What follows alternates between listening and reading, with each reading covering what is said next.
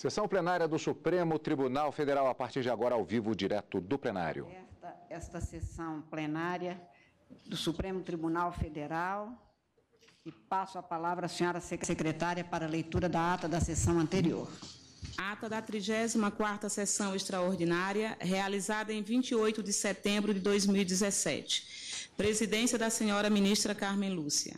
Presentes à sessão os senhores ministros Marco Aurélio, Gilmar Mendes, Ricardo Lewandowski, Dias Toffoli, Luiz Fux, Rosa Weber, Roberto Barroso, Edson Fachin e Alexandre de Moraes. Ausente justificadamente o ministro Celso de Mello. Procuradora-Geral da República, doutora Raquel Elias Ferreira Dodge. Abriu-se a sessão às 14 horas, sendo lida e aprovada a ata da sessão anterior. Na ocasião, o plenário julgou uma ação direta de inconstitucionalidade e deu continuidade ao julgamento de um recurso extraordinário com repercussão geral. Indago dos senhores ministros se há alguma observação, anotação ou retificação a fazer na ata, não havendo, declaro-a aprovada. Senhores ministros, senhora procuradora-geral, senhores advogados, informo a todos que estão presentes neste plenário graduandos das seguintes instituições de ensino: Faculdade Casa do Estudante de Aracruz, Espírito Santo, e Faculdade de Direito de Franca, em São Paulo. Sejam todos muito bem-vindos, nós nos sentimos muito honrados com a presença de todos os senhores. Espero que seja proveitosa a sessão. Muito obrigada pela presença. Para continuidade de julgamento, apregou o recurso extraordinário 929-670, procedente do Distrito Federal, relatado pelo ministro Ricardo Lewandowski, sendo recorrente de Lermando Ferreira Soares e recorrida a coligação por uma nova Sore de todos, que teve o julgamento nos termos seguintes: conheciam e davam provimento ao recurso o ministro relator, Ricardo Lewandowski, ministro Gilmar Mendes e ministro Alexandre de Moraes, e negavam provimento ao recurso os ministros Luiz Fux, Edson Fachin, Roberto Barroso, Rosa Weber e Dias Toffoli. O ministro Gilmar Mendes tinha pedido na última sessão a palavra para, embora já tivesse votado, fazer acréscimos ao voto que tinha proferido. Vossa Excelência, com a palavra. Presidente, pela ordem. Pois não. Eu tenho a impressão que o advogado tem uma palavra pela ordem também, que talvez coincida com aquilo que eu teria que relatar aos eminentes pares. Então, Vossa Excelência quer... Não, eu cedo a palavra ao advogado. Excelentíssima senhora presidente, eminente ministro, eminentes ministros, nobre procuradora-geral da República, muito rapidamente, por dever de lealdade à Corte, eu gostaria de assinalar que este caso é um caso que já se encontra prejudicado. No caso, o vereador Dilermando, que é o recorrente, concorreu em 2012 ao cargo de vereador da cidade de Nova Soure, na Bahia. E a sua candidatura, o registro de sua candidatura foi impugnado porque em 2004 havia sido condenado por abuso do poder econômico e por captação vedada de sufrágio. Então, para aquela eleição, ele tinha realmente um óbice, e aí, então, essa discussão que se travou neste processo. Mas já a essa altura, até se considerada a lei da ficha limpa, o prazo de 8 anos, a questão, para ele, ao menos, está superada. E aí me veio à memória um precedente desta casa, aliás, a eminente presidente talvez se recorde bem, porque era um caso em que ela havia pedido vista e acabou sendo trazido depois do exame à consideração do plenário para prosseguimento de julgamento. E a Corte, então, entendeu que nessa hipótese de haver prejuízo do recurso, o recurso está prejudicado, o que se deveria fazer é suspender o julgamento e substituir o processo por um outro em que não houvesse já essa circunstância. Então, como isso pode, depois, criar vários embaraços processuais, não só aqui, mas também no Tribunal Superior Eleitoral, eu entendi, apesar do cliente já não ter mais nenhum interesse na causa, mas de fazer esse alerta à Corte por dever de lealdade. E certamente não haverá prejuízo, que logo em seguida o Tribunal Superior Eleitoral tem vários recursos extraordinários retidos, tá? Bastará que um deles seja admitido para haver substituição. Agradeço a Vossas Excelências. Senhora Presidente. Pois não. Eu realmente registro que recebi uma petição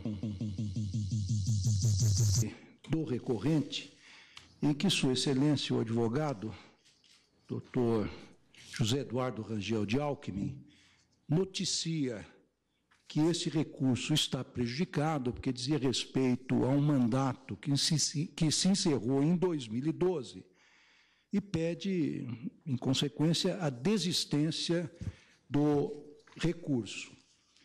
E faz alusão a uma decisão desta Suprema Corte em que Vossa Excelência interveio com o pedido de vista e teve a sua proposta analisada pelo plenário e por ele agasalhada, no sentido de que,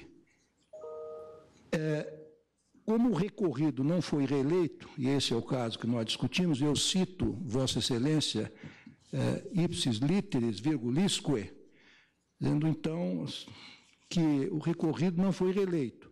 Por se tratar de pedido de deferimento de registro, encerrado o mandato, não há o que prover em favor das partes, a evidenciar a perda de objeto do presente recurso extraordinário. Tratava-se do RE 597362, coincidentemente também da Bahia.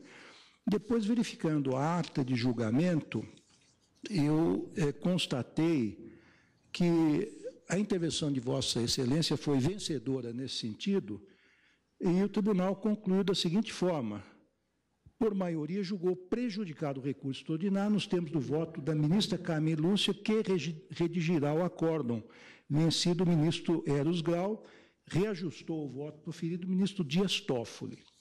Não bastasse isso, senhor presidente, e eu, desde logo, evidentemente, pelo encaminhamento que eu estou dando ao meu pronunciamento, à minha intervenção, eu verifico que o novo Código de Processo Civil, em seu artigo 998, assenta o seguinte: o recorrente poderá, a qualquer tempo, sem anuência do recorrido ou dos litisconsortes, desistir do recurso. E o que importa aqui é o parágrafo único. A desistência do recurso não impede a análise de questão cuja repercussão geral já tenha sido reconhecida e daquela objeto de julgamento de recursos extraordinários ou especiais repetitivos. Portanto, a solução, a meu ver, que se impõe no caso, ante a desistência do recorrente, com amparo na lei e na jurisprudência, é que nós, efetivamente, eu não posso fazê-lo monocraticamente, porque não sou mais o relator, agora o julgamento pertence ao pleno desse tribunal, mas eu encaminharia a solução desse caso no seguinte sentido: que nós reconhecêssemos a prejudicialidade desse caso, homologássemos a desistência do recurso, mantivéssemos a repercussão geral e a presidência, então, oportunamente escolheria outro recurso extraordinário para que nós julguemos a tese. É assim que eu encaminho a questão. Eu já ousaria, então, transformar a minha intervenção numa questão de ordem e dando esta solução para o caso. Uma situação como essa realmente frustra. Eu tenho a impressão de que cada um dos juízes da corte, pessoalmente, passei a semana inteira dedicando-me ao exame dessa questão. Já tenho posição definida a partir dos próprios precedentes que se formaram, mas, de qualquer maneira, trabalho que me consumiu algumas madrugadas, não é? Agora, o artigo 998, parágrafo único, cuidando da desistência, ou mesmo que se trate de situação de prejudicialidade, não é? Como suscitado pelo eminente advogado da tribuna, o fato é que, a mim me parece que nós poderíamos perfeitamente prosseguir no julgamento, examinando a tese que, obviamente, fosse em face da desistência, fosse em face da prejudicialidade, a tese não seria aplicada ao caso concreto. Eu até noto que o próprio Superior Tribunal de Justiça tem afirmado em situações como essa, a propósito do alcance e da aplicabilidade do parágrafo único do artigo 998, que a desistência da demanda, e eu aplicaria por analogia as hipóteses de prejudicialidade, não inibe o enfrentamento da tese objeto do recurso, mas aquilo que vier a ser decidido na resolução da tese não se aplica ao caso concreto, por razões óbvias. Nós já estamos praticamente já no final do julgamento. Quer dizer, vamos daí aguardar um próximo caso para reiniciar-se a análise da questão. Os votos já são conhecidos, apenas 3 votos que ainda não foram proferidos. Eu não vejo razão pela qual nós não pudéssemos, em sede de RE, com repercussão geral, ainda que julguemos prejudicado o recurso extraordinário pelas razões aqui apontadas, mas que pelo menos fosse viável, em prosseguindo no exame da causa, discutir-se a tese e, afinal, enfim, definir-se a posição do tribunal, antes, em vez de simplesmente aguardar-se, digamos, um próximo recurso.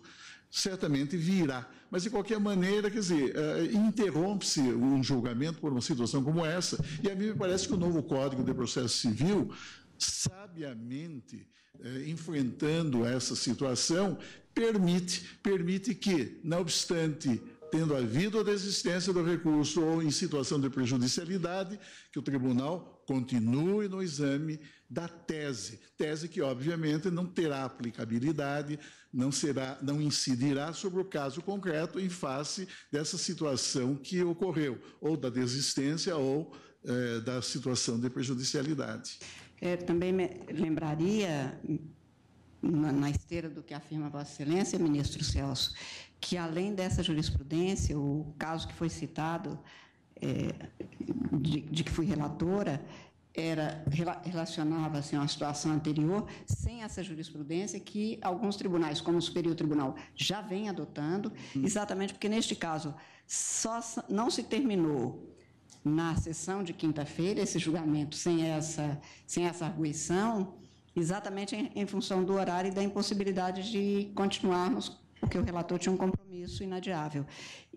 Portanto, eu acho que seria viável que a tese fosse examinada, porque faltam apenas alguns votos, até mesmo porque nós estamos num período pré-eleitoral, daqui a um ano teremos eleição, e isto se pacificaria, acho que de um lado ou de outro, exatamente no sentido de dar segurança jurídica e estabilidade quanto à aplicação. Não que não fosse aplicado assim, porque a jurisprudência predominante no Tribunal Superior Eleitoral vem sendo num determinado sentido, pelo menos nas eleições de 2012, 2014, mas pacificaria para fins. Então, eu entendo, mas eu vou tomar os votos da questão de ordem. Claro. Senhor presidente, eu já proferi meu voto, estou absolutamente convicto, com o devido respeito da tese que defendi.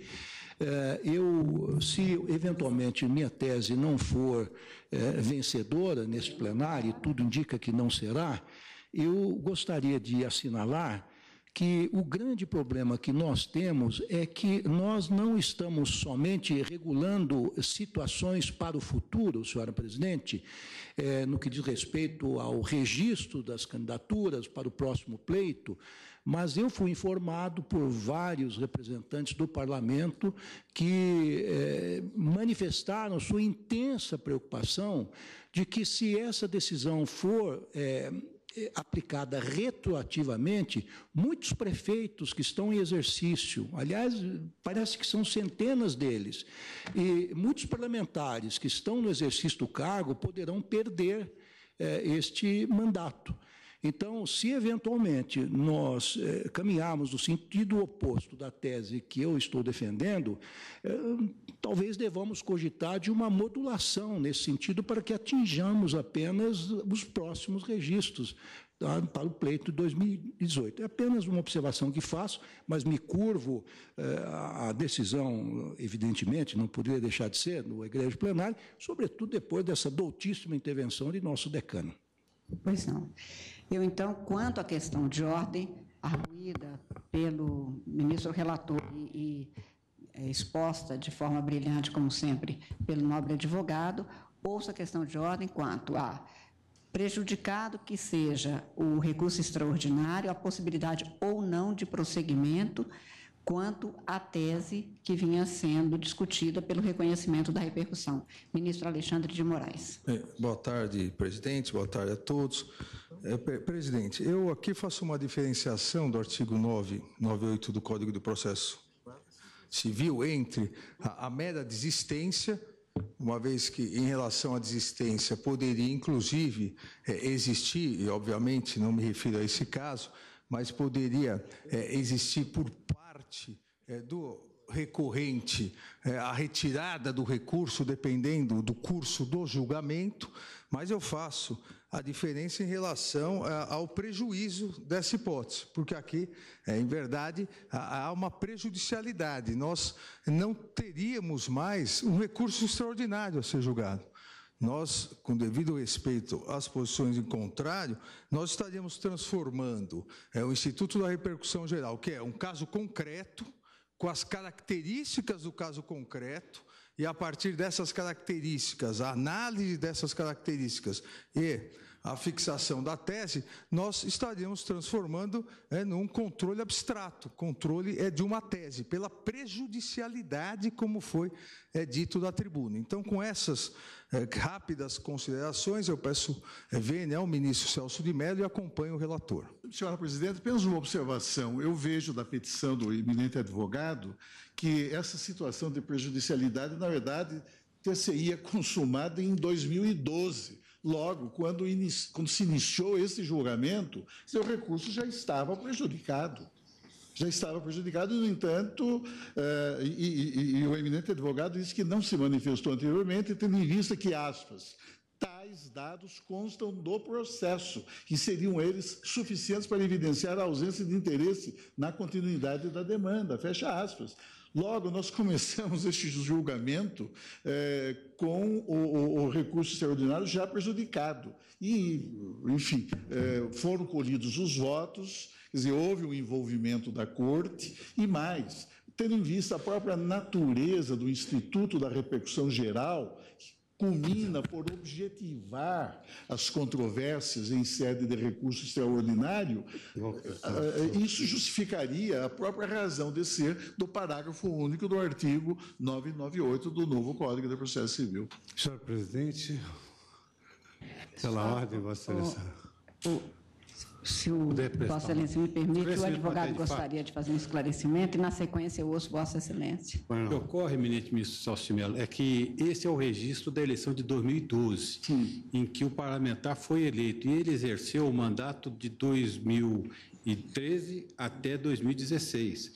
Então, durante todo esse período, estava se discutindo se o registro era ou não era válido. Por isso que não estava, quando se iniciou o julgamento em 2015, prejudicado. Porque ainda estava realmente existente ali. Agora, com o fim do mandato em 2016, aí que nós estamos, de fato, não tem nenhum interesse, para mim tanto faz, apenas que o tribunal possa decidir com todos os elementos. Claro. Agora, a observação que faz o eminente ministro Ricardo Lewandowski, relator desta causa, no sentido da situação referente aos atuais detentores de mandato, nada impede que o tribunal proceda, como já tem feito, inclusive em sede de controle incidental, à própria modulação temporal da eficácia da nossa decisão. Ministro, eu faria também uma colocação, presidente. E os 11 anos, como ficam? Explico melhor. Os 3 anos de inelegibilidade contidos em termos de declaração no título judicial, trânsito em julgado, e os 8 da Lei Complementar número 135. Não sei se está prejudicado, porque não teria como aferir, pelo menos na bancada, sem ser o relator, o termo inicial da inelegibilidade, considerado somatório de anos. Bem. Ministro Senhor presidente, eu pedi a palavra pela ordem, por favor. Tem a palavra Vossa Excelência, ministro Luiz Fux. Muito obrigado. Senhor presidente, nós iniciamos o julgamento do voto à vista, se não me falha a memória, na semana retrasada, passou-se para o julgamento na semana passada para complementar, exatamente. Ficaram faltando alguns votos. A arguição desse fato num momento desses, se me revela bastante, vamos dizer assim, inoportuna, para ficarmos só nessa qualificação. Porquanto todos nós nos dedicamos, eu acompanhei pela Rádio Justiça a manifestação do ministro Celso, nos dedicamos todos à análise da tese, porque a repercussão geral tem um capítulo subjetivo e tem um capítulo objetivo, que é a fixação da tese. E, na oportunidade, eu tive aqui o cuidado de mencionar que nós temos mais ou menos umas 4 dezenas de processos no Tribunal Superior Eleitoral, aguardando a fixação dessa tese, e centenas de processos nos tribunais regionais eleitorais.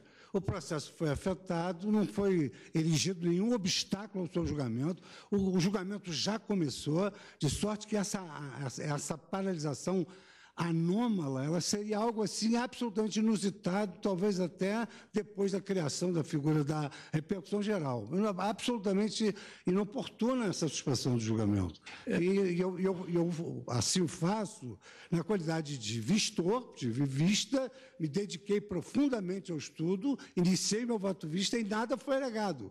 E pelas datas que ora se põe, já na data em que trouxe o pedido de vista, eu estava aguardando alguém sustentar a falta do interesse superveniente, porque exatamente eu objetaria com essa nova colocação da lei processual, ou seja, vamos pelo menos fixar a tese jurídica. Observe que no novo Código, em razão exatamente dessa finalidade da progressão do direito, da evolução do direito, o Supremo Tribunal Federal pode desconsiderar vícios formais do processo, do recurso, tal como, por exemplo, esse requisito intrínseco de admissibilidade, que é o interesse, para fixar a tese jurídica, desde que o recurso seja tempestivo. E essa foi exatamente a finalidade, ciente de que essa dupla função do recurso com repercussão geral, a fixação da tese, que é a mais importante na repercussão geral, e, como consectário, a aplicação da tese ao caso concreto e o julgamento. Só que, no caso concreto, não produzirá efeito. Então, eu gostaria de manifestar essa minha resignação pelo que eu ouvi no caminho daqui. Peço desculpas por ter chegado um pouco fora. Senhor presidente, um rápido esclarecimento. Até em homenagem à petição assinada pelo eminente advogado e ex-ministro José Eduardo Rangel de Alckmin, eu gostaria de dizer que, quando o julgamento se iniciou, o pedido não estava prejudicado ainda. Portanto, é que agora se verificou, e, claro, que no decorrer do julgamento é que essa prejudicialidade acaba de se evidenciar. Só não podemos concluir, presidente, né? E eu não acredito nisso, que o prejuízo decorra do score até aqui delineado. Pois não. Então, ouço o ministro Edson Fachin quanto à questão de ordem, ministro. Senhora presidente, me manifesto saudando os eminentes relatores, eminentes colegas, sobre a questão de ordem. É isso que, em relação ao que foi manifestado da tribuna, eu percebo que a petição do ilustre advogado, a rigor, conclui por dar uma notícia ao tribunal. Portanto, aqui não há requerimento em termos formais algum. Me manifesto, portanto, sobre a questão de ordem e principio registrando muito brevemente que nos recursos extraordinários 693, 456 e 635, 659, esse tema já foi apreciado e resolvido com a devida vênia nos termos em que o eminente decano, ministro Celso de Mello, está aqui a propor. Era o caso dos medicamentos de alto custo e também desconto dos servidores grevistas. Portanto, com fundamento nessas circunstâncias, que são estritamente jurídicas, a par do sentimento que pode emergir metajurídico deste momento, mas cinge-me a citação desses dois precedentes para, com a devida vênia do eminente relator, acompanhar a posição do ministro Celso de Mello. Pois não, agradeço a Vossa Excelência, ministro Roberto Barroso. Presidente, eu, pedindo todas as vênias ao eminente ministro Ricardo Lewandowski, entendendo as razões de Sua Excelência e cumprimentando o ilustre advogado, também eu acho que é o caso de se prosseguir com o julgamento. Agradeço a Vossa Excelência, ministra Rosa Weber. Senhora presidente, eu cumprimento a todos, doutor Alckmin, e peço vênia ao ministro Lewandowski para acompanhar a posição do ministro decano Celso de Mello. Agradeço a Vossa Excelência, ministro Luiz Fux. Senhor presidente, eu peço escusas mais uma vez por ter chegado fora do horário. Não, sem problema nenhum, ministro. Mas essas eu coisas gostaria acontecem. de dizer que já votei no sentido do que proposto pelo eminente decano. Agradeço a Vossa Excelência, ministro Gilmar, que propôs a questão, ministro Gilmar Mendes. Presidente, eu não vejo dificuldade em prosseguir no julgamento, se for essa a opção que se delineia no tribunal, tendo em vista, inclusive, os elementos já aqui apontados nessa objetivação e também o adiantado no julgamento e essa questão que imanta hoje a repercussão.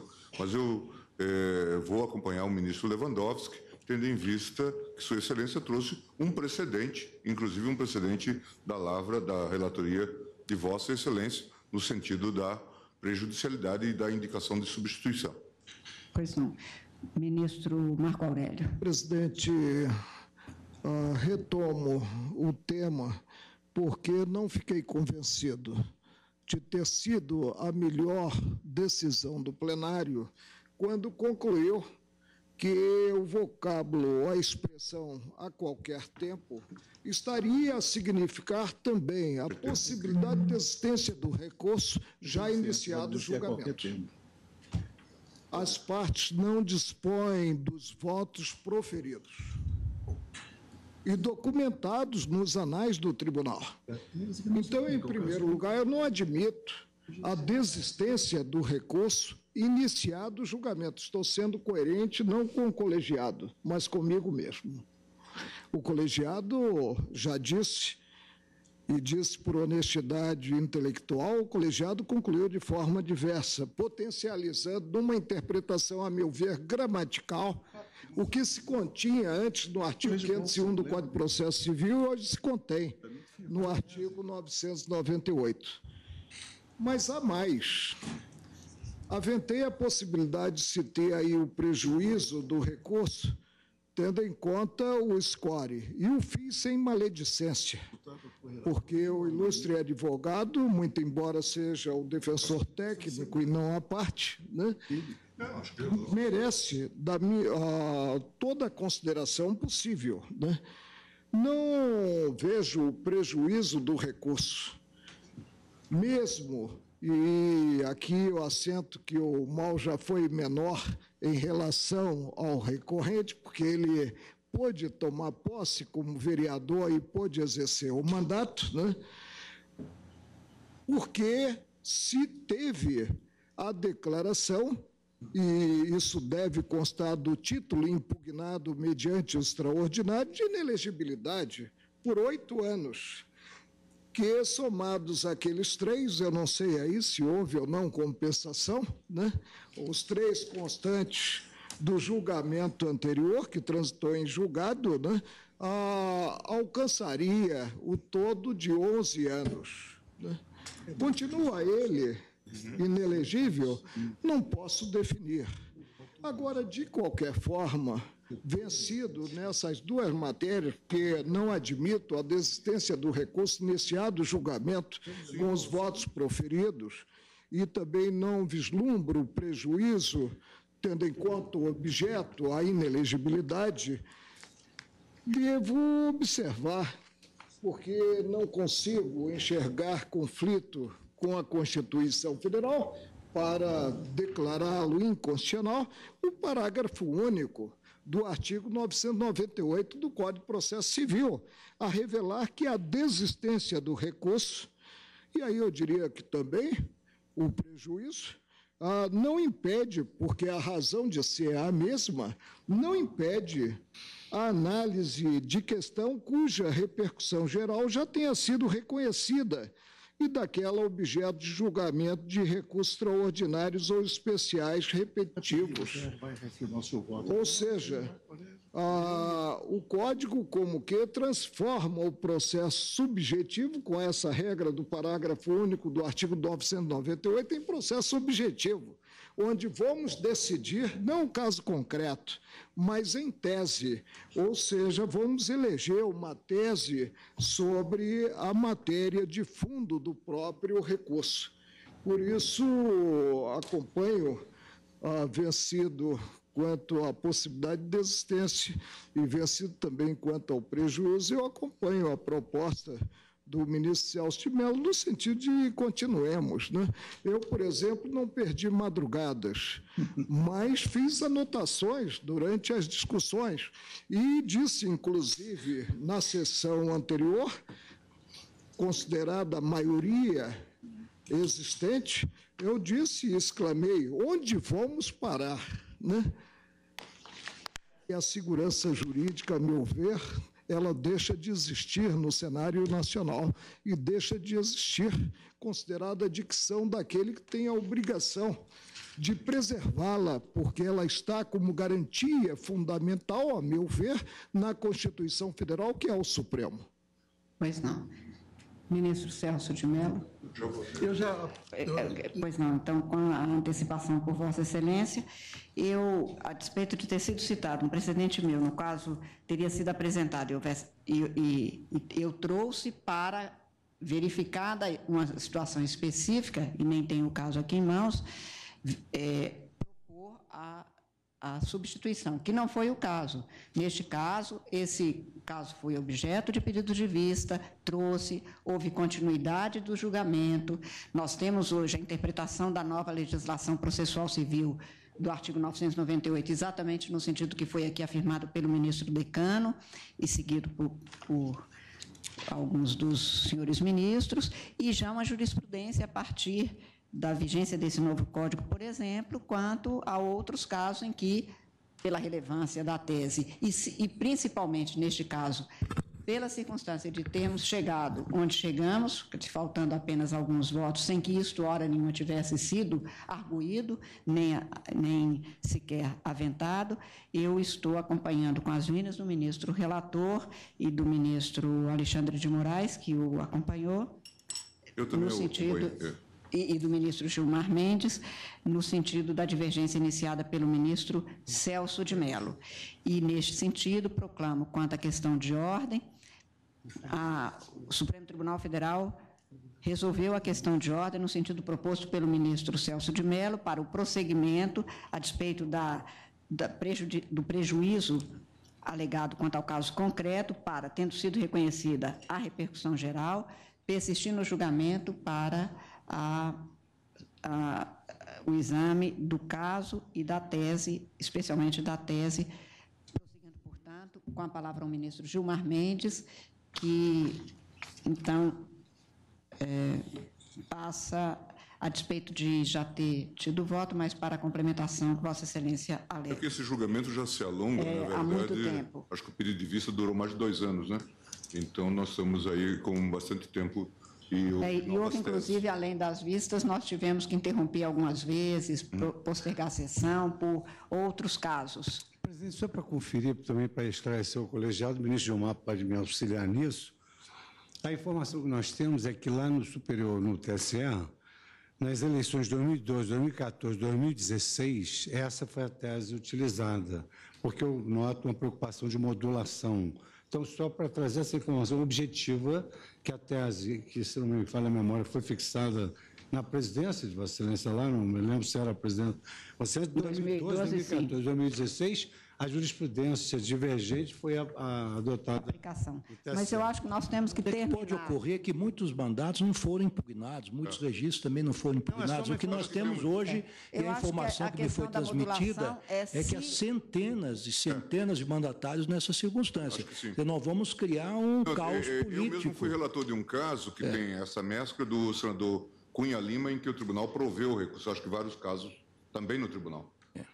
Eu acho que essa questão só depois do resultado é que se põe. Eu só estou adiantando. Toda sorte, tem a palavra o ministro Gilmar Mendes para complementar o seu voto ou Presidente, ratificá-lo. Como eu disse, esse caso já se arrasta há algum tempo e nós mesmos, na turma, já vínhamos discutindo. Tanto é que foi no caso do ministro Lewandowski que nós indicamos que essa matéria fosse submetida ao Pleno, para que houvesse uma pacificação. Inicialmente, presidente, eu começo lembrando que o argumento que sempre se lança em relação à ADC é um argumento que precisa ter algum tipo de reparo, porque, como só ia acontecer em um ou outro caso, são casos raros,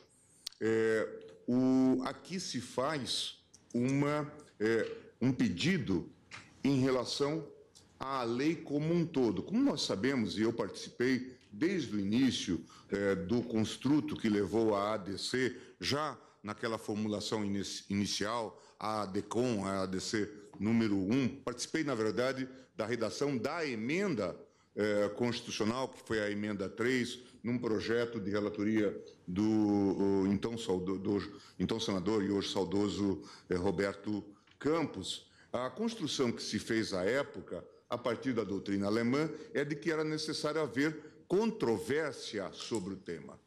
Aqui, obviamente, que a controvérsia era uma controvérsia generalizada. Tanto é que, nos debates que ocorreram, eu já tive a oportunidade de dizer que no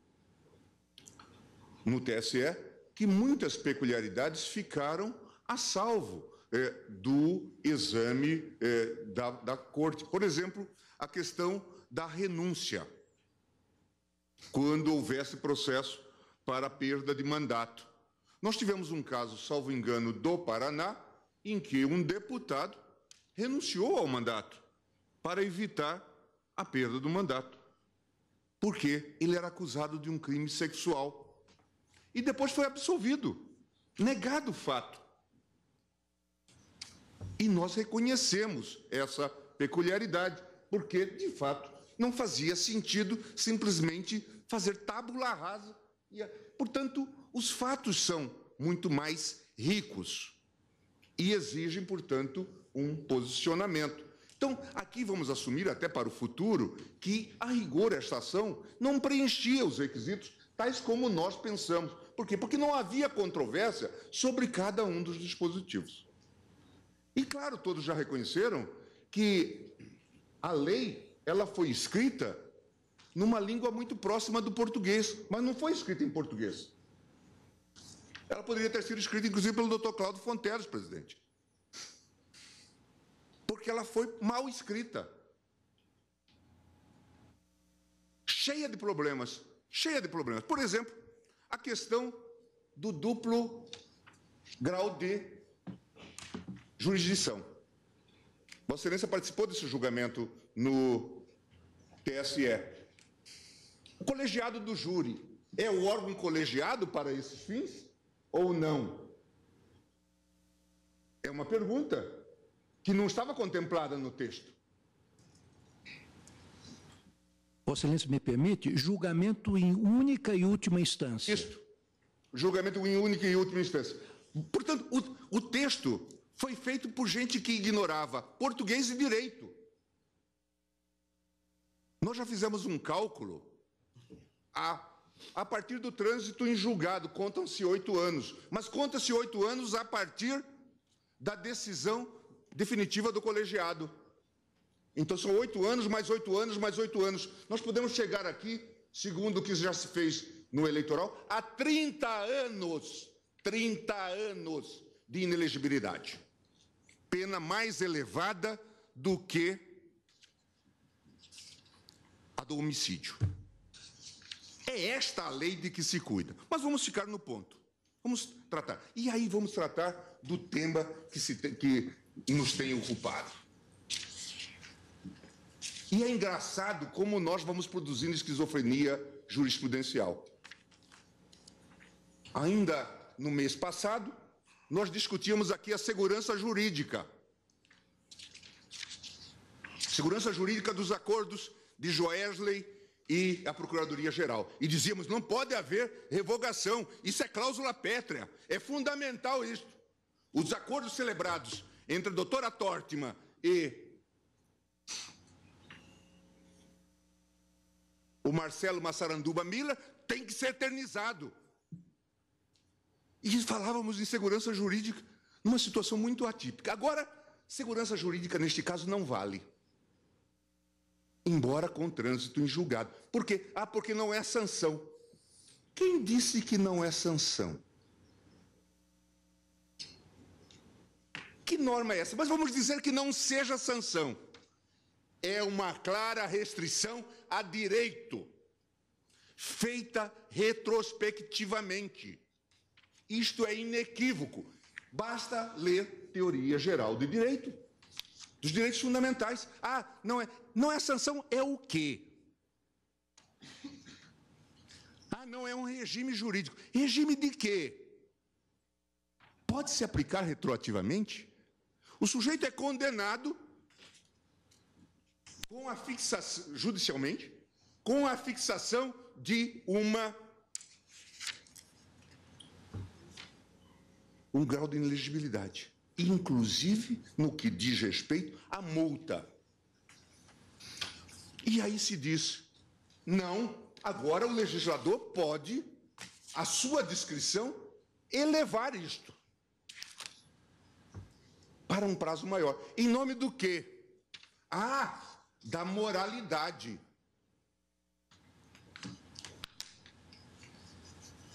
Da moral. Veja, a moral de que fala o texto constitucional tem que ser compatível com a Constituição, com o direito, sob pena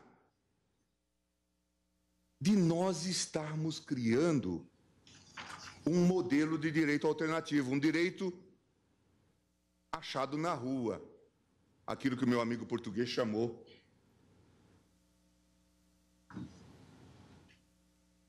o direito constitucional da malandragem.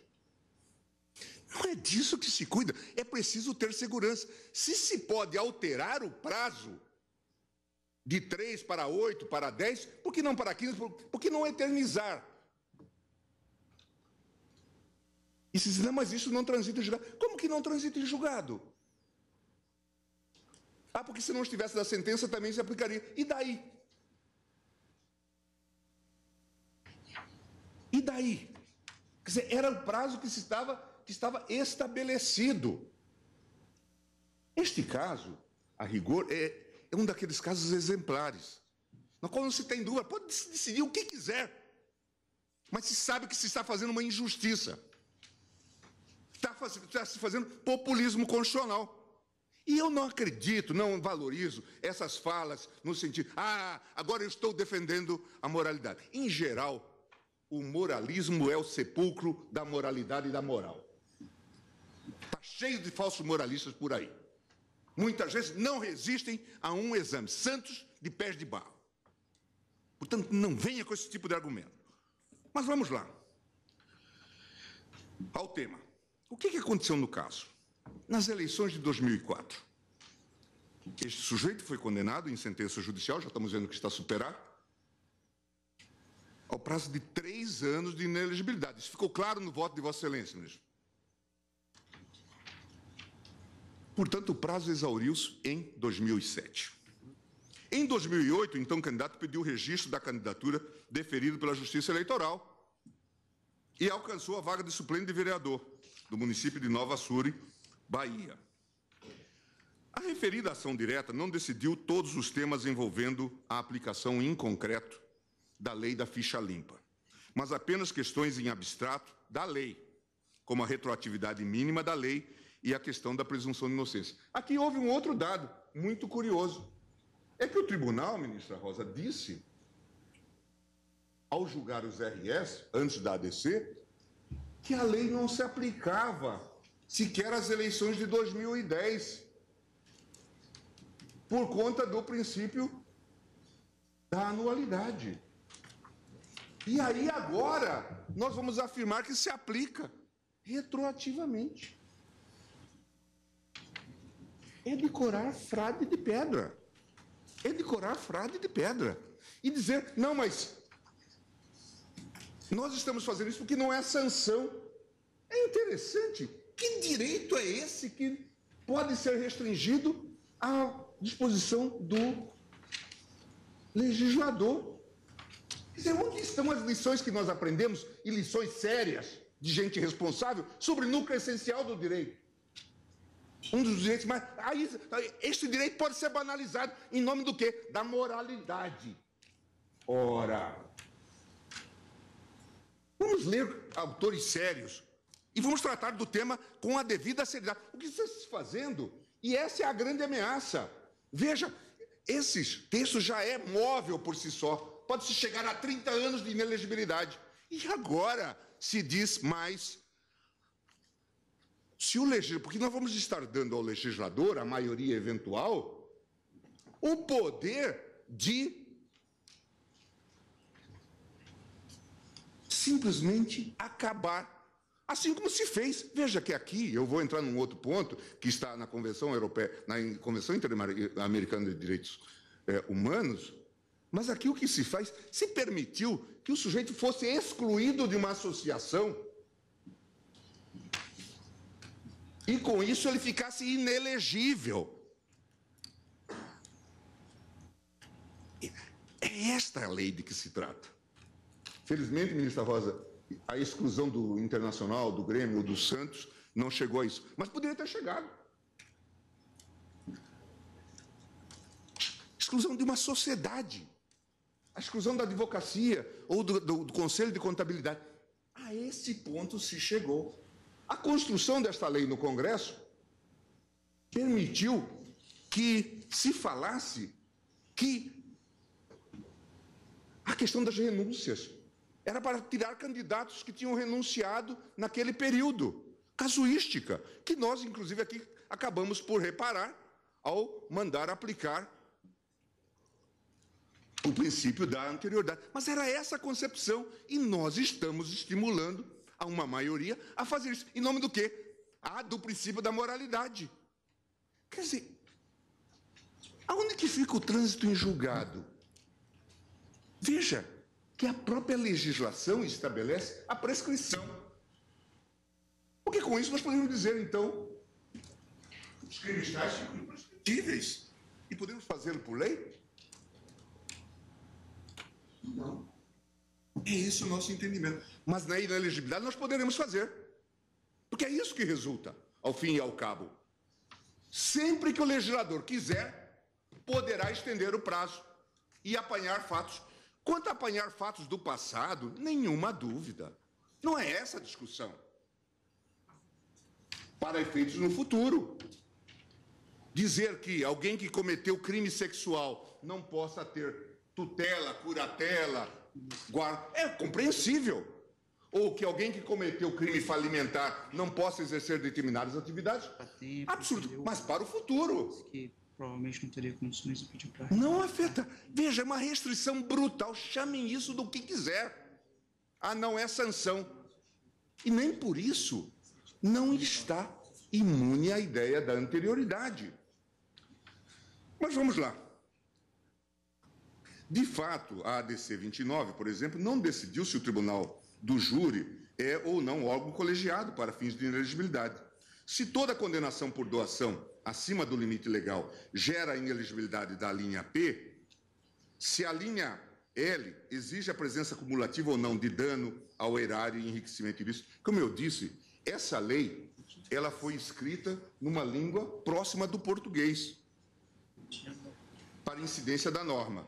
E se a condenação em multa por conduta vedada gera ou não a inelegibilidade da linha J. São todas diferenças que existem.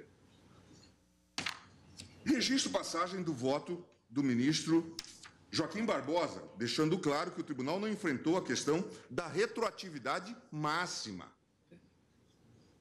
Violação à coisa julgada, quando Sua Excelência afirma que a configuração de uma hipótese de inelegibilidade não é o resultado de um processo judicial ao qual o Estado, titular da persecução penal, procura imputar ao pretenso candidato a prática de um ato ilícito cometido no passado. As hipóteses de inelegibilidade partem de um ato ou fato público notório de todos conhecido. No caso da AIGE, a condenação ao prazo de inelegibilidade é, sim, uma consequência jurídica de um processo judicial. Mas A AIGE é a única ação eleitoral, presidente, é a única ação eleitoral no sistema jurídico brasileiro onde a declaração de inelegibilidade é uma sanção. Isso é inequívoco e já ficou claro no voto do ministro Lewandowski. É uma sanção imposta no título judicial. Portanto, a aplicação do novo prazo, agora de 8 anos, é claro que viola a coisa julgada. Mas o pior, porque esse assunto está se encerrando. Tem repercussão, tem casos residuais, certamente provoca insegurança jurídica. Pior é o sinal que nós estamos passando para o Congresso, de falta de limites. Sempre se poderá estender esse prazo. Por que não agora 16 anos? Por que não 24 anos? E veja num modelo que já tem uma corrida de obstáculo em que os obstáculos são móveis. Porque os 8 anos começam a contar da data da decisão do colegiado e depois ele vai se movendo. Se o sujeito recorrer, ele pode chegar a 30 anos. É esse o quadro de que nós, portanto, estamos falando. Portanto, a aplicação do novo prazo de 8 anos não tem a menor dúvida. Pode-se dizer o que quiser. Chame de sanção, chame de cadeira, chame de bola. O que está aqui é óbvio que é restrição a direito. Afeta o núcleo essencial do direito. Quem trabalhar dogmaticamente com direitos fundamentais há de ter essa noção. Para não ficar comprometido com essa algaravia que hoje, a bagunça que hoje existe na doutrina, eu fui buscar um texto de alguém responsável, Moreira Alves, ninguém mais, ninguém menos. Num texto clássico, Estudos de Direito Público em homenagem a Aliomar Baleiro, falando da elegibilidade e inelegibilidade. Quem nunca leu esse texto deve ler, especialmente para se orientar nessa confusão que se estabeleceu, em que ele fala, para fugir da confusão, uma vez que tem as condições de elegibilidade e faz a distinção e a inelegibilidade, ele fala de requisitos positivos, que seriam as condições, e os chamados requisitos negativos, a inelegibilidade. Mas é evidente que quando... Mas essa discussão não precisaria ocorrer. Quando o legislador concebe mudanças, e são necessárias mudanças, é óbvio que ele faz para a frente. Não para atingir fatos. Ah, mas nós queremos atingir o fato passado. Então rasga a Constituição. Porque isso não passa no teste, inclusive, do ato jurídico perfeito, da coisa julgada, do direito adquirido. Mas estaria isso na acepção mais larga. Ah, mas nós queremos aplicar o princípio da moralidade. Isso é direito nazifascista. Não tem nada a ver conosco. Não tem nada a ver com o nosso sistema.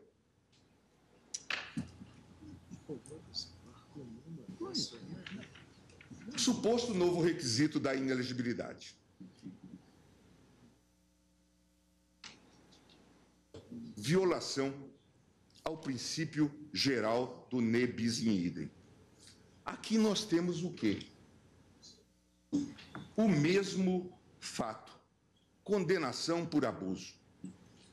Aqui, nesse caso, acarretará 2 sanções de inelegibilidade, sendo a primeira com fundamento na redação antiga da norma, exaurida em 2007, e a segunda decorrente da nova redação introduzida pela Lei Complementar 135, gerando a restrição até o ano de 2012.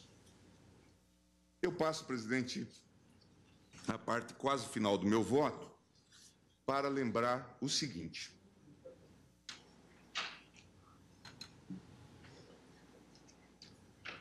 A decisão do Supremo e o convite a excesso. Como se sabe, a lei de ficha limpa tem excessos irrespondíveis. Vamos lá, uns pequenos exemplos. Quem poderia doar R$10.000 para uma campanha e doa R$10.200? em tese, está inelegível por 8 anos. Não estamos falando de ato de improbidade, 8 anos, pela linha P. A semelhança de uma pessoa que compra votos, a linha J.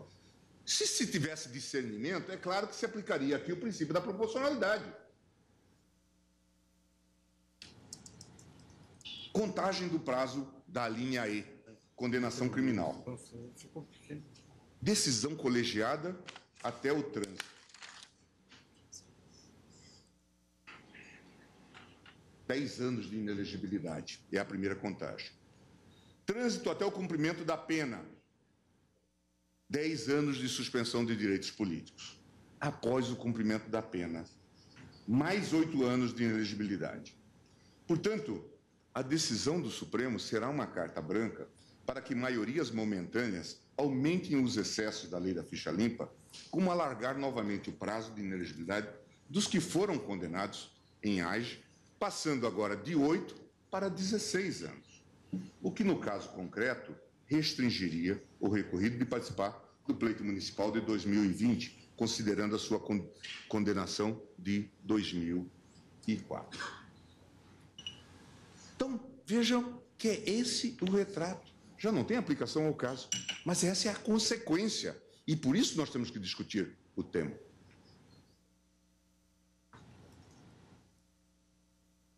A lei retroativa, e neste caso é inequivocamente retroativa, na chamada retroatividade máxima, ela, na verdade, é daquelas que, de fato, no mundo todo,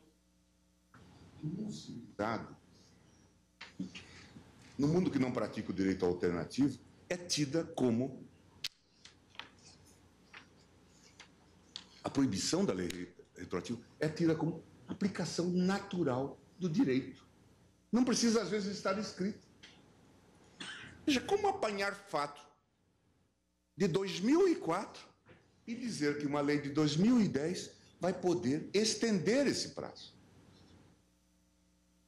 Em nome do quê? Ah, não, mudou-se o regime. Em nome do quê? Ah, da moralidade, que se coloca acima da cláusula pétrea, do direito adquirido, do ato jurídico perfeito e da coisa julgada. Ah, mudou o regime. Regime de quê? Mudou o regime para frente. E só. Ah, mas porque nós queremos. Bom, mas isso era o direito de Hitler. Nós estamos muito próximos. Em junho de 1934 ocorreu o famoso caso em que o Schmitt disse que o direito era do Führer. Podia fazer o que quisesse. Ele tinha jurisdição absoluta. As famosas execuções. Então, é disso que se cuida? Não, não pode ser assim. Reparemos nas consequências. O que nós estamos autorizando? Mas agora, presidente, vamos a um outro ponto. A questão do Pacto de São José.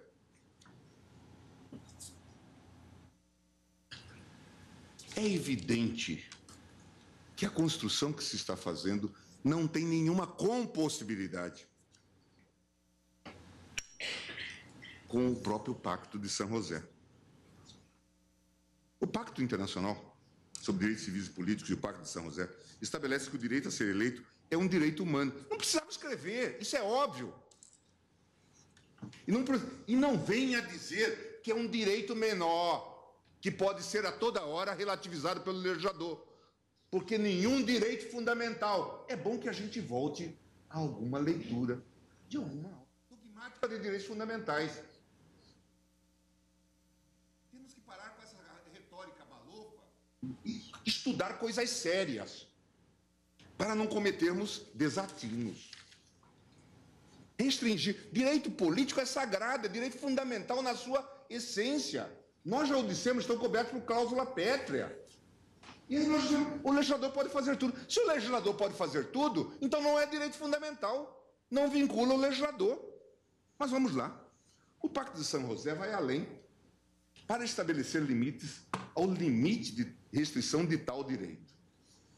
Dispõe que a lei pode regular o direito a ser eleito exclusivamente por motivos de idade, nacionalidade, residência, idioma, instrução, capacidade civil ou mental, ou condenação por juiz competente em processo penal. O direito a ser eleito é um direito com âmbito de proteção estritamente normativo. Trata-se de direito que só existe porque o ordenamento jurídico prevê o voto como processo de escolha de representantes e governantes. Ao legislador é confiada a tarefa de regulação ou conformação. No entanto, o poder de conformação do legislador não significa que ele tenha livre disposição sobre a matéria, ao contrário do que se está dispondo aqui. O Estado é obrigado a exercer tal papel de concretização e conformação. E esse dever precisa ser exercido tendo em consideração a universalidade do direito a ser eleito, só restringível em hipóteses excepcionais nos termos do Pacto de São José. A lei da ficha limpa trata da inelegibilidade por razões de idade, nacionalidade, residência, idioma, instrução ou capacidade civil ou mental dos candidatos no artigo 1º-A, que menciona os inalistáveis e os analfabetos. Para afirmar a convencionalidade das hipóteses em que a inelegibilidade é consequência da aplicação de uma sanção, a linhas B até Q do artigo 1º, inciso 1º da Lei Complementar 64, precisamos enquadrá-las naquilo que o Pacto de São José denomina condenação em processo penal, ministro Celso. Conforme a Corte Interamericana, a disposição tem como único propósito, à luz da Convenção, em seu conjunto e em seus princípios essenciais, evitar a possibilidade de discriminação contra indivíduos no exercício de seus direitos políticos. Parágrafo 156. Para que o direito a votar e ser eleito seja exercido, os Estados devem organizar sistemas eleitorais e estabelecer um complexo número de condições e formalidades para que seja possível o exercício do direito a votar e ser votado. Dessa forma, a lei necessariamente tem que estabelecer regulações que vão além daquelas que se relacionam com os limites estabelecidos no artigo 23(2) da Convenção, caso Castanheda-Gutmann versus México, de 6/8/2008. Conclui que não é possível aplicar ao sistema eleitoral que se estabelece no Estado unicamente as limitações do parágrafo 2 do artigo 23 da Convenção Americana. Mais ou menos essa linha de argumentação foi por mim defendida ao relator, como relator em caso em que a Associação dos Juízes buscava afastar a inelegibilidade constitucionalmente imposta a magistrados e promotores. Afirmei a compatibilidade de restrição ao direito de ser votado constante da Constituição Federal com o Pacto de São José da Costa Rica, a qual é igualmente observada em vários países da zona do Sistema Interamericano de Proteção aos Direitos Humanos. Acrescentei, dentre outros argumentos, que em nosso país os juízes e promotores exercem as atribuições de autoridade eleitoral, sendo imperioso que os fiscais e árbitros das eleições sejam impedidos de se candidatar aos pleitos. Resta claro que o Tratado Internacional de Direitos Humanos considera o direito a ser votado como um direito humano, passível de conformação, mas que não pode ser tolhido pelo legislador interno em razão de sanções que não observam os direitos materiais e processuais aplicáveis ao processo penal. Com boa vontade, podemos até afirmar que a ANCHE preserva tais direitos. A transposição de institutos jurídicos constantes em tratados exige esforço de qualificação. Podemos chegar à conclusão de que, ainda que não regidas por nossas normas internas do processo penal, estamos diante de normas penais em sentido amplo. Essa discussão foi tangenciada pela Corte Interamericana de Direitos Humanos, no caso Lopes Mendoza versus Venezuela, decisão de 1/9/2011. Daquela feita, o principal fundamento para considerar anticonvencional a sanção de inelegibilidade foi ter ela sido aplicada em processo administrativo. Veja, portanto, que a Corte está exercendo esse tipo de controle. Salientou-se que, para ser considerada uma condenação em processo penal, a decisão que impõe a sanção precisaria observar as garantias judiciais previstas no artigo 8º da Convenção. Da mesma forma, se a convencionalidade da inelegibilidade depende do seu enquadramento como sanção penal, precisamos tratá-la como sanção penal, que o é, inevitavelmente. Claro que está acoplado, ou é como se fosse uma pena acessória, ou é uma restrição decorrente de uma sanção de caráter penal. Portanto, tem que estar jungido aos princípios que balizam as penas. Mas, ainda que assim não fosse, de onde extrair a possibilidade de uma restrição que se eterniza a partir de uma opção do legislador? Basta aplicar a cláusula do artigo 5º, inciso 36. Não mais do que isso, da ideia do ato jurídico perfeito, da coisa julgada. Mesmo quando nós discutimos, e nós tivemos oportunidade de discutir isso, direitos passíveis de serem alterados, por exemplo, os casos de aposentadoria. Hoje, no mundo todo, tem debate sobre isso. Tempo para aposentar-se. Nós sabemos que temos situações em que um empregado pode se aposentar com 30 ou 40 anos de serviço. E vem a legislação e altera para 35. É óbvio que quem está no primeiro ano não está idêntico àquele que está com 29 anos ou 30 anos. O que fazem as ordens jurídicas no mundo todo? Entende que aqui se impõe uma cláusula de transição. Em nome do quê? Da segurança jurídica. Da segurança jurídica. Como resultante do princípio do Estado de Direito, que tem, se quisermos resumir, dois postulados básicos. De um lado, a ideia da legalidade e, de outro, a ideia da segurança jurídica. É isso que obriga as cláusulas de transição. Ninguém poderia invocar, num caso desse, direito adquirido. Porque, se aposenta com 30 anos e ele tem 29, 11 meses e 29 dias, ele não teria como invocar direito adquirido. Mas dizem as ordens jurídicas dos países civilizados que não adotam essas coisas de direito alternativo e coisas quejandas. E aqui vige a ideia de segurança jurídica.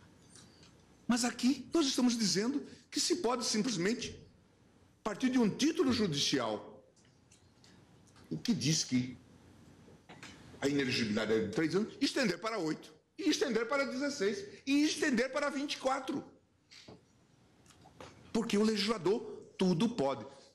Num modelo em que o legislador tudo pode, não há Estado de Direito. A Constituição deixou de viger. Porque o que marca exatamente os direitos fundamentais é a observância, é a vinculação de todos os poderes, e, sobretudo, do poder legislativo. Da mesma forma, se a convencionalidade da inelegibilidade depende do seu enquadramento como sanção penal, dizia eu, precisamos tratá-la como sanção penal. Pode chamar do que quiser. Pode chamar do que quiser. O fato é que impõe uma restrição severa a direito. Gilmar, Vossa Excelência me permite uma parte. Na decisão do juiz, ele expressamente diz: aplico a sanção de inelegibilidade. Vossa Excelência me permite, quanto à natureza jurídica da inelegibilidade, certamente não é uma benesse. Mas qual é a natureza jurídica revelada no inciso 14? Não, no inciso 14 do artigo 22 da Lei Complementar número 64. Sanção. Sanção. E é uma redação original, porque foi mantida nesse ponto pela própria Lei Complementar 135 de 2010, quando se cuida da aplicação da, aspas, sanção de inelegibilidade. No caso concreto, a sanção ela foi aplicada e o recorrente, ele em 2008, ele se candidatou porque estava quites com a Justiça Eleitoral. Ele acreditou na Justiça Eleitoral. Ele acreditou na elegibilidade por 3 anos, mas veio a lei nova. Veio a lei nova, presidente, e cogitou dos 8 anos. E aí se deu a essa lei nova, no âmbito do Tribunal Superior Eleitoral, contornos de rescisória, que na Justiça Eleitoral é cabível quanto aqui, e declarando legitimado aquele que haja sido tido como inelegível, dentro de 120 dias. Se eu pudesse, presidente, eu faria com que este julgamento, que para mim vai ser uma página negra na história do Supremo, não terminasse. Jamais vi, nesses quase 39 anos de judicatura, uma situação idêntica em que se coloca em segundo plano, de forma clara, de forma ostensiva, a segurança jurídica. A sociedade não pode viver em sobressaltos, muito menos sobressaltos provocados pelo Supremo. Presidente, pela ordem. A corrente que se formou adversa a esse posicionamento, que temos maior respeito pelos seus fundamentos, foi exatamente que a sociedade ela não pode ficar perplexa diante de uma insegurança jurídica, mas foi essa mesma sociedade que, através de uma lei de iniciativa popular, fez editar a lei da ficha limpa, que depois teve, como de regra, assumida a paternidade por parlamentares. Foi isso que ocorreu. No primeiro julgamento, realmente, o ministro Gilmar tem razão. O que se fez foi a sobrepujância de um princípio constitucional da moralidade sobre a regra constitucional da anualidade do artigo 16, e aí, então, eu até tenho legitimidade para falar, porque fui o voto de desempate, que, naquela oportunidade, nós entendemos que, hoje, com essa nova concepção do direito composto por regras e normas, a regra constitucional não pode ser sobrepujada por um princípio da moralidade. Então, não foi esse o fundamento. O fundamento do primeiro julgamento foi o desrespeito à anualidade, porque a lei foi editada em junho e a eleição era em outubro. No segundo julgamento, deu-se, digamos assim, legitimidade democrática àquela lei, que já nascera com presunção de constitucionalidade, e viemos debater aqui os seus tópicos, os seus incisos e as suas alíneas. E eu me recordo bem, porque foi o próprio Supremo que declarou a lei constitucional, e eu participei desse segundo julgamento como relator. O que se concluiu aqui foi exatamente que, por força da natureza jurídica da inelegibilidade, isso está com todas as letras do voto. O erro autentica a humanidade dos julgadores. Nós não temos sabedoria divina, graças a Deus. Pois bem, mas naquela oportunidade, eminente decano, eu tenho a certeza de que nós analisamos e assentamos na decisão que, ainda que tenhamos incorrido em equívoco, que a inelegibilidade ela não era uma sanção e, por isso, não se aplicavam aqueles princípios do direito penal. Inclusive, está expresso no voto. Ela representava realmente um regime jurídico que regulava o ius honorum, o direito de se candidatar. Foi exatamente isso que se disse naquela oportunidade. Não foi nada permeado por esse discurso vazio de moralidade, não foi isso? Não. Foi esse segundo aspecto. Me permite, nós não temos apenas sanções penais. Não, é claro, eu não falei isso. Eu disse que, no julgamento, nós entendemos que não se dava à inelegibilidade o tratamento do direito penal. Isso está expresso no voto. Eu só queria esclarecer isso. Então, esses dois argumentos da corrente que se formou... É que se negou, neste plenário, a natureza jurídica da inelegibilidade, prevista em lei, como eu... Sim, mas foi um julgamento levado a efeito pelo Supremo Tribunal Federal. Agora, cuida-se de saber... O que nós vamos... agora, se nós vamos renovar esse julgamento através de um caso que já se pretendeu até desistir dele. Então, basicamente só deixar claro que esses foram os fundamentos.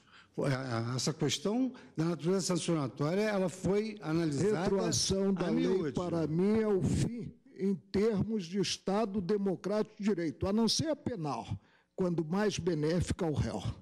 É o fim, é o fim. Vamos lá, chamemos isso. Ministro Gilmar, só uma consideração, ministro Gilmar, só rapidamente. Eu concordo com o ministro Fux quando disse que a sociedade apoiou, e todos nós apoiamos, a lei da ficha limpa. Mas, em momento algum, a sociedade apoiou, se manifestou pela retroatividade da aplicação de restrições a direitos políticos. Nós podemos ou não chamar de sanção civil, de sanção administrativa. Nem a lei estabeleceu isso. Mas não há nenhuma dúvida. Não há nenhuma dúvida que é uma grave restrição ao exercício de direitos políticos. É uma grave restrição, tanto que parte da doutrina, grande parte da doutrina, chama essa espécie de inelegibilidade de inelegibilidade e sanção. Ou seja, é uma restrição a um dos direitos mais importantes no Estado democrático, que é participar dos direitos políticos. Então, nós podemos não chamar de sanção penal, mas dizer que isso não é uma restrição a direitos políticos, ao exercício de direitos políticos, logicamente, com respeito às posições contrárias, me parece muito difícil dizer que isso não é uma gravíssima restrição. Mas é evidente que é restrição, pois nós votamos pela restrição. Sim. É claro, ninguém está dizendo que isso foi prêmio, não. Há fatos passados. Há fatos passados, é disso que nós estamos falando. Exato. Exatamente. Nós entendemos. E aí é que é o problema da sua justificação. Não, é que nós entendemos, conforme a lei dispõe, que esses fatos, essa, digamos assim, capacidade do ius honorum se verificaria no momento do registro. E essa foi a jurisprudência aplicável pelo Supremo, aplicável por todos os tribunais regionais eleitorais do país. Agora o mais Tribunal Superior Eleitoral. Então, essa página aí está aberta há muitos anos. O mais interessante é que se pinça do título judicial eleitoral apenas o que interessa para fulminá-lo, ou seja, a declaração de inelegibilidade por 3 anos. Mas se considera, para efeito da inelegibilidade da Lei Complementar número 135, a condenação do recorrente naquele processo eleitoral pretérito por abuso do poder econômico e o abuso do poder político. Agora, isso aqui é interessante. Ministro Marco Aurélio, apenas no diálogo, como nós mantemos sempre, só um detalhe prático. Esse registro de candidatura ele foi indeferido com base no artigo 1º, a linha D da Lei Complementar 135, e não com base no artigo 22, inciso 14. Então, todo o processo tramitou com essa causa petente, entendeu? E o que se apontou para se chegar à declaração de inelegibilidade por 8 anos? O que se apontou? O que ele teria feito? Sim, incidiu no artigo 1º da linha D. Teria abusado anteriormente no campo político e também no campo econômico. Acho que o ministro foi um móvel para a declaração de inelegibilidade por 8 anos, pensando-se essa cláusula de um título que transitou em julgado em 2004. Por isso, isso ocorreu quando da última candidatura, 2012, quer dizer, é um passo, como eu disse, inclusive eu participei do julgamento no Tribunal Superior Eleitoral, né? E lá tem um voto muito curto. Quando diz senhora presidente, não sei se era Vossa Excelência, presidente, eu acredito que sim. Né? Senhora presidente, neste caso, a retroação máxima e potencializaria até o adjetivo máximo, porque houve decisão transitada em julgado e versou-se a inelegibilidade por 3 anos. Sem a ação rescisória, altera-se o título para estender essa inelegibilidade para 8 anos? É passo demasiadamente largo que não consigo dar. Pois é, ministro Gilmar, Vossa Excelência me permite uma parte dentro da parte, é o que eu ousei afirmar na sessão passada. Nós temos aqui uma afronta clara ao princípio do ne bis in idem, ou aquilo que os anglo-saxões chamam de vedação ao double jeopardy, ou seja, a pessoa está sendo condenada 2 vezes pelo mesmo fato. Isso é uma heresia jurídica. Eu disse que talvez fosse o caso de convocarmos o professor José Afonso da Silva, né, para uma consulta quanto à irretroatividade da lei. Mas o que impressiona nesse caso é a tentativa de relativizar, dizendo, não, é um direito de regime. Regime do quê? De direitos fundamentais. Pode-se fazer, em relação a qualquer direito fundamental, uma restrição com efeito retroativo? A resposta é, obviamente, não. Mas, neste caso, está se fazendo. A outra questão, o núcleo essencial de um direito, ele pode ser restringido? A resposta tem que ser não. E, embora não esteja escrita no nosso texto, é claro que a Constituição, no 60, parágrafo 4, o diz, os direitos fundamentais não estão à disposição. E nós entendemos que os direitos políticos são direitos fundamentais.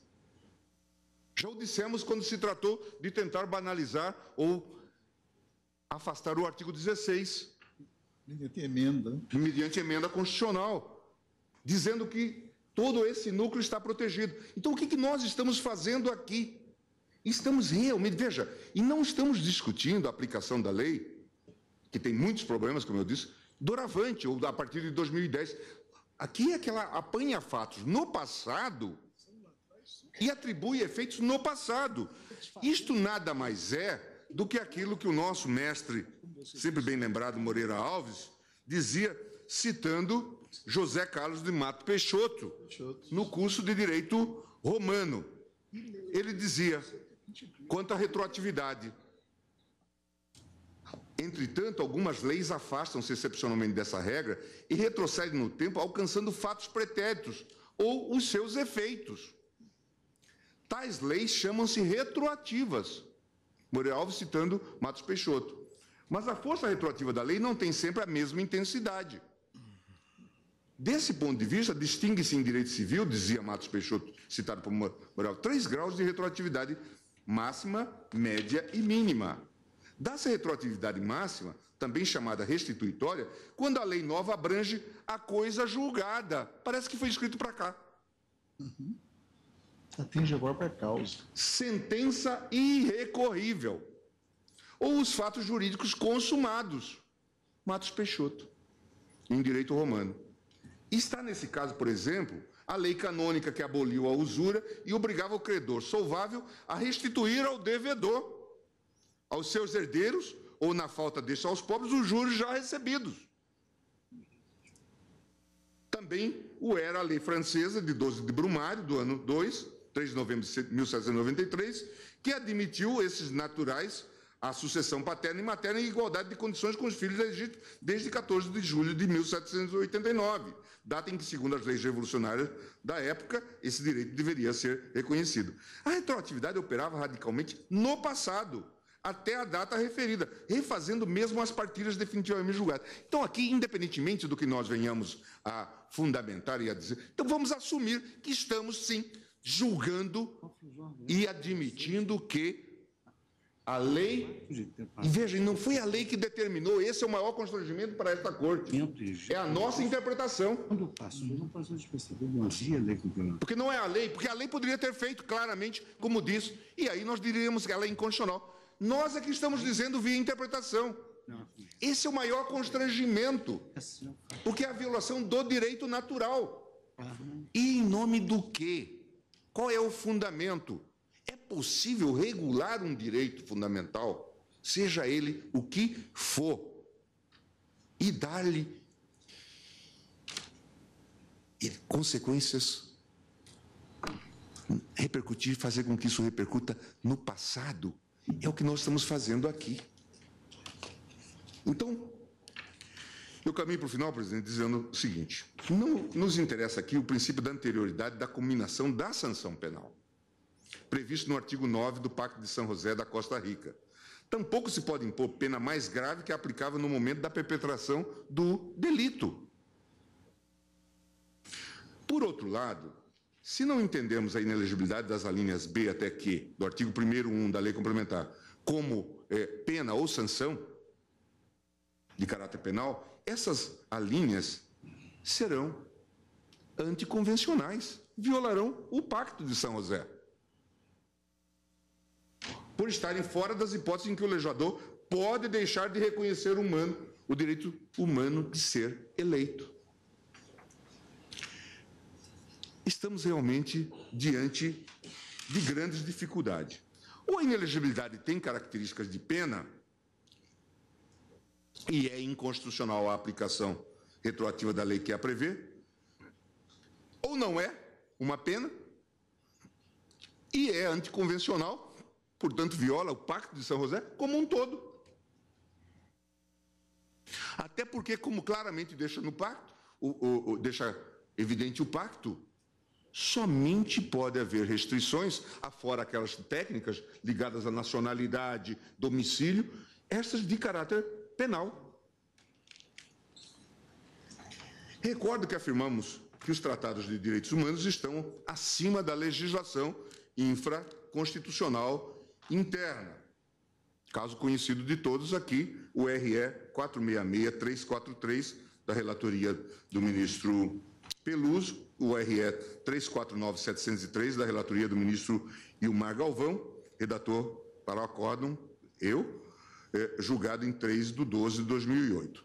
Assim, a mim me parece que o Pacto de São José prevalece e há de prevalecer em relação à lei da ficha limpa. Se quisermos, temos que pensar aqui, em relação ao artigo 14, parágrafo 9º, num bloco de constitucionalidade, em que as disposições do tratado passarão a integrar esse elemento. De modo, presidente, que com essas considerações que eu imaginava fossem mais breves, eu acompanho às inteiras o voto proferido pelo ministro Lewandowski, provendo o recurso. Lembrando, presidente, finalmente, que também não me impressiona, acho até que o escrutínio de leis de iniciativa populares, ele tem que ser até mais severo na Corte. Não acho que isso seja bio de indenidade para delírios, porque, do contrário, nós estaríamos, por essa via, revogando o texto constitucional. Ainda que tenha sido feito, que essas propostas tenham sido feitas por 1 milhão de Madre Teresa de Calcutá. Mas não é isso que ocorre. Não é isso que ocorre nos movimentos. Recentemente nós vimos as 10 medidas e a discussão, que simplesmente, ministro Fux, se Vossa Excelência teve a oportunidade de ler, suprimiu o habeas corpus, como nós o conhecemos. É verdade. Suprimiu o habeas corpus. Tiveram a coragem de apresentar uma medida que suprimia o habeas corpus, proibia a concessão de liminar, e se queria que isso fosse aprovado. Uso de provas ilícitas. Uso de provas ilícitas e outras cositas más. Então, veja que isso se pode prestar a um tipo de servilismo que torna a Constituição ainda mais inútil. Mas há mais para observar. É muito curioso. Nós que vivemos a justiça eleitoral, todos nós que já por lá passamos, ganhamos experiência, inclusive no que diz respeito à coleta de assinaturas. As 500 mil assinaturas que os partidos têm que coletar. É muito curioso. O único partido que teve dificuldade de coletar assinaturas, ministro Alexandre, Vossa Excelência, que daqui a pouco estará integrando a corte, foi o partido da rede da ex-ministra Marina. 20 milhões de votos, ou mais de 20 milhões de votos, mas não conseguiu reunir assinaturas. Todos esses que contratam o Sindicato de Camelôs em São Paulo, colhe a assinatura. Agora, nós vamos transformar isso em valor constitucional para dizer que nós devemos flexibilizar a Constituição, porque isso foi uma iniciativa da sociedade? Desculpe-me, não dá. Acompanho o relator, peço vendas a Vossa Excelência e aos que o acompanharam. Agradeço a Vossa Excelência, ministro Marco Aurélio. Presidente, hoje me defrontei com o editorial do Globo, em opinião do jornal O Globo, e não pretendo discutir o título em si desse editorial, que revela que o Brasil é deles. Também, né?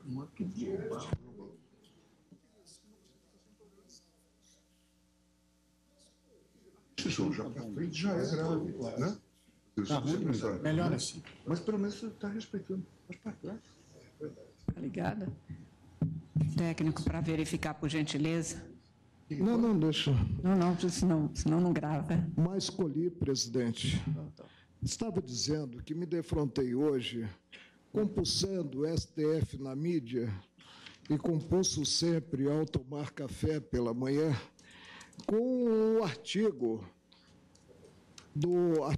um editorial do jornal O Globo, que tem um título que já disse que não pretendo, neste julgamento, discutir, que é o STF, diante do equívoco das candidaturas avulsas. Mas colhi, apenas para mim, não para os colegas, nem para terceiros, do editorial, um trecho interessante, que não deixa de ser uma advertência, considerados os bem-intencionados, considerados aqueles que substituem o discurso do direito pelo discurso moral. Temos, então, mais um exemplo dos estragos que podem causar espíritos criativos, até bem-intencionados, que tentam resolver crises intricadas, não é o caso para mim, com soluções simples, numa absoluta incongruência. Doenças graves requerem remédios adequados, de eficácia comprovada, não terapias alternativas. É uma advertência, principalmente para aqueles que envergam a capa de julgador. E eu envergo. Por isso, a advertência serviu para mim. Presidente, está correto o ministro Luiz Fux, muito embora não tenha participado do julgamento lá no Tribunal Superior Eleitoral. Aqui se declarou realmente a inelegibilidade, tendo em conta a linha D do artigo, se não me falha a memória, vamos conferir, do artigo 1º da Lei Complementar 64 de 1990, com a redação imprimida pela Complementar 135 de 2010. E está na ementa elaborada pela relatora, hoje presidente do Superior Tribunal de Justiça, lá no TSE, relatora Laurita Vaz. O que ocorreu na espécie? Por que chegou a declaração de inelegibilidade do recorrente? Chegou-se a essa declaração porque, por título transitado em julgado, título emanado da Justiça Eleitoral, ato jurídico perfeito e acabado por excelência. Em 2004, ele fora condenado, pensou-se essa parte do título, ele foi condenado por abuso do poder econômico e abuso do poder político. Mas resolveu-se isso é muito perigoso, colocar-se em segundo plano o ato jurídico perfeito por excelência, porque emanado do Judiciário, no que limitar a inelegibilidade considerados aqueles atos anteriores a 3 anos. E aí, tendo em conta a lei nova, se apontou que não seriam mais 3 anos, tirando-se do mundo jurídico o acórdão com prejuízo para o primado do Judiciário, da Justiça Eleitoral. Que passo é esse?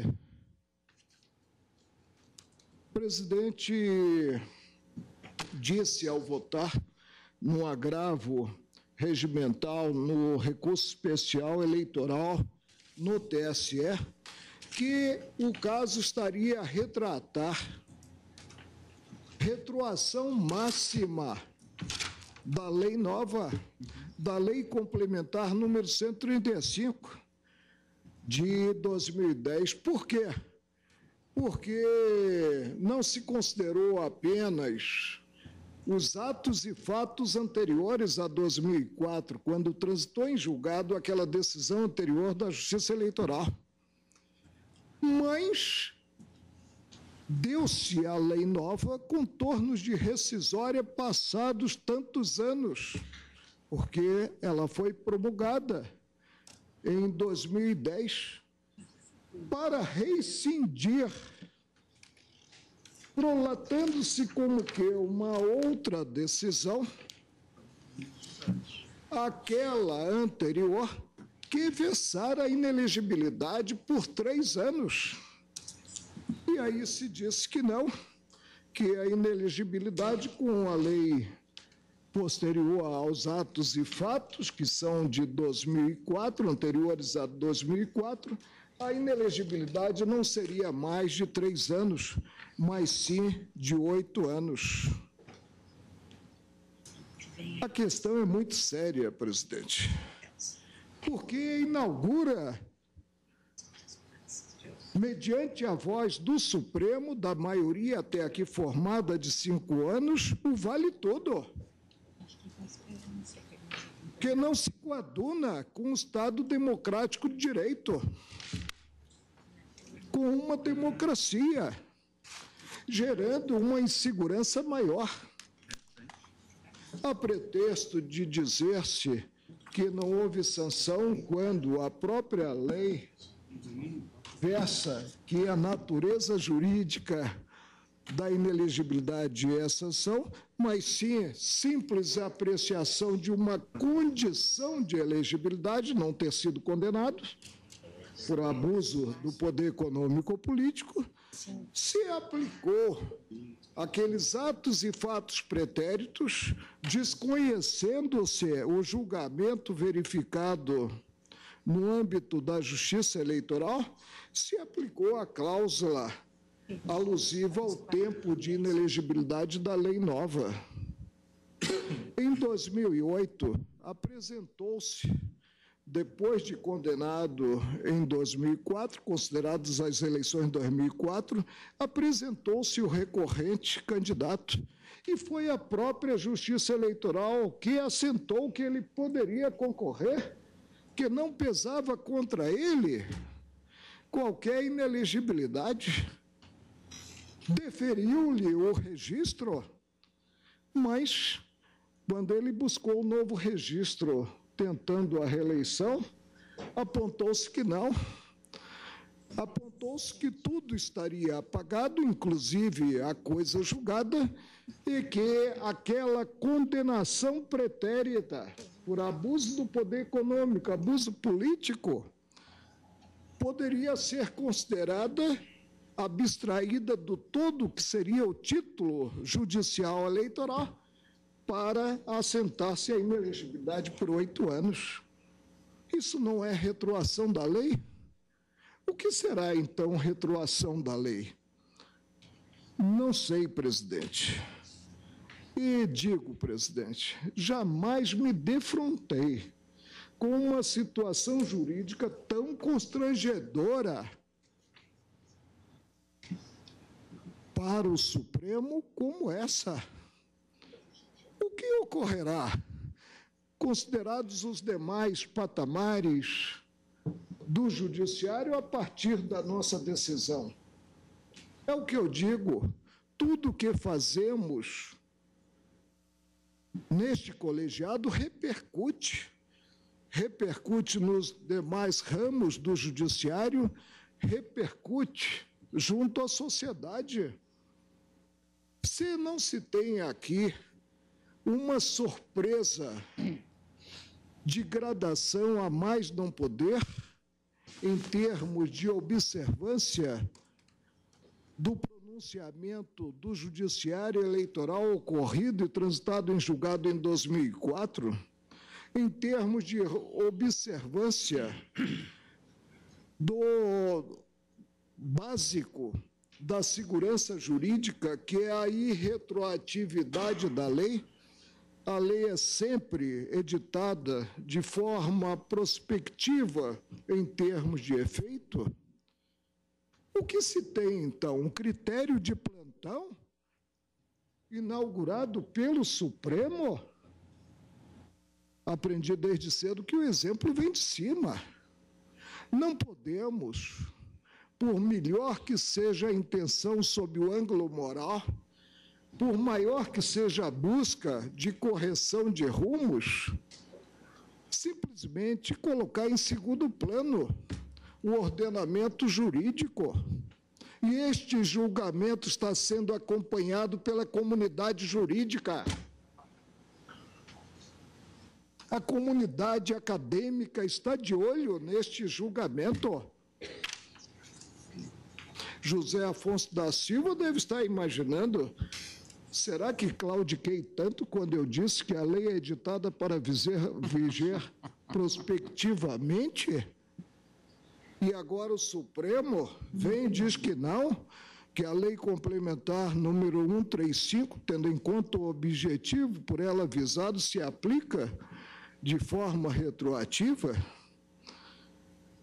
Presidente, o cuidado com os temas alusivos ao processo eleitoral, e inelegibilidade ou elegibilidade dizem respeito ao processo eleitoral, foi tão grande que se inseriu na Carta de 1988 um preceito a versar uma anterioridade potencializada ao se revelar no artigo 16 que a lei nova entre em vigor, que verse processo eleitoral imediatamente, mas que não se aplicam a eleições que se verifiquem dentro de ano a partir dela. Portanto, é preciso, e foi preciso resguardar-se, e essa foi a intenção do legislador constituinte, né? A própria segurança jurídica em termos de pleito eleitoral. A situação é emblemática e já no início eu fiquei pasmo com os votos proferidos, e temos 5 votos no sentido de desprovimento do recurso do cidadão Dilermando Ferreira Soares. E é emblemática no que acabará, e ainda bem que há o jeitinho brasileiro posteriormente com a modulação, acabará por surpreender a todos com uma situação jurídica de retroação da lei nova, apanhando não só atos e fatos anteriores, como também a própria coisa julgada e a colocando na lata do lixo. Eu voto com o relator pelo provimento do recurso. Pela eleição da tese, já que agora não estamos cogitando mais de um processo subjetivo, né?